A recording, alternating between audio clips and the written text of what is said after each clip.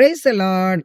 1 கொரிந்தியர் 2ஆம் அதிகாரம் 2ஆம் வசனத்தை பார்க்கும் பொழுது, இயேசு கிறிஸ்துவை சிலுவையில் அறையப்பட்ட அவரையே அன்றி வேறொன்றையும் உங்களுக்குள்ளே அறியாதிருக்க தீர்மானித்திருக்கிறேன் என்று பவுல் சொல்லுகிறதை நாம் பார்க்கிறோம். பிரியமானவர்களே, எதற்கு இதை சொல்லுகிறாரே என்றால், கொரிந்து பட்டணத்தில, கொரிந்து சபையில இருக்கிற விசுவாசிகள், நான் பவுலை சேர்ந்தவன், நான் அப்போலோவை சேர்ந்தவன், நான் கேபாவை சேர்ந்தவன் என்று சொல்லி அவரவர் தனித்தனி குழுக்களாக, குரூப்பா, நான் இவனை சேர்ந்தவன் அவனை சேர்ந்தவன் சொல்லி சீஷர்களை தான் முன் வைத்தார்களே தவிர இயேசுவை அறிய வேண்டும் என்று சொல்லி அவங்க விரும்பல. ஊழியர்களைத்தான் முன் வைத்தார்கள். பிரியமானவர்களே, அதனாலதான் இங்க பவுல் சொல்றத நம்ம பார்க்கிறோம். இயேசு கிறிஸ்துவை தவிர வேறொன்றையும் நாம் அறிய வேண்டிய அவசியமே இல்லை.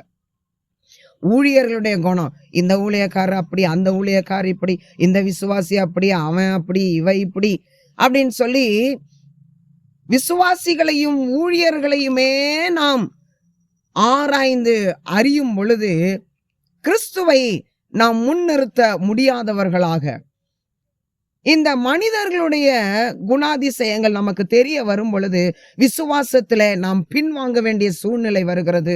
விசுவாசத்துல நாம் தளர்ந்து போக வேண்டிய சூழ்நிலை வருகிறது. பிரியமானவர்களே, இயேசு கிறிஸ்துவை தவிர வேறொன்றையும் நாம் அறியாமல் இருப்பது மிகவும் நல்லது. பிரியமானவர்களே, வேதவசனத்துல நாம் பார்க்கிறோம், ஒருவனும் ஒன்றையும் அறிந்து கொள்ளும் விதமாக அறியவில்லை என்று சொல்லி நாம் பார்க்கிறோம்.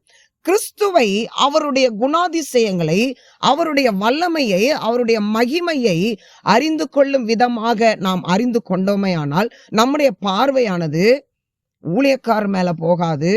அவன் இப்படி செய்யறான், இவ இப்படி செய்யறா அப்படிங்கிற அது மேல நம்முடைய கண்களானது போகாது. பிரியமானவர்களே, பாருங்க, கட்டடத்தை பார்த்து, டைல்ஸ் போட்ட சர்ச்சு, கட்டடம் எவ்வளோ பெரிய, அப்போ பிரம்மாண்டமான சர்ச்சு, அந்த சர்ச்சில் ஆயிரக்கணக்கான பேர் வராங்க, இங்க 5000 பேர் வராங்க, அங்க 10,000 பேர் வராங்க, இந்த ஊழியர் பெரிய ஊழியர், அந்த ஊழியர் பெரிய ஊழியர் என்று சொல்லி கட்டிடங்களை பார்க்கிறோம், சபைக்கு வருகிற கூட்டங்களை பார்க்கிறோம், ஊழியருடைய கணத்தை பார்க்கிறோம். அதை பார்த்து ஆலயத்திற்கு போக வேண்டாம் பிரியமானவர்களே, அது கர்த்தருக்கு அருவருப்பானது. ஆண்டவராகிய இயேசு கிறிஸ்துவை மாத்திரம் நோக்கி பார்ப்போம், அவரை அறிந்து கொள்ளுவோம். அப்பொழுது கர்த்தர் நமக்கு அநேக ரகசியங்களை நமக்கு வெளிப்படுத்துவார், அநேக காரியங்களை கொண்டு நம்மோடு பேசுவார், சபையும் விரிவடையும். பிரியமானவர்களே, பவுல் சொன்ன இந்த ஆலோசனையின்படி நாம் நடந்து கர்த்தருக்கு கீழ்ப்படிந்து ஆண்டவர் கொடுக்கிற ஆசீர்வாதத்தை நாம் பெற்றுக்கொள்ளுவோமா? கர்த்தர் தாமே நம்மை அளவில்லாமல் ஆசீர்வதிப்பார். ஆமென்.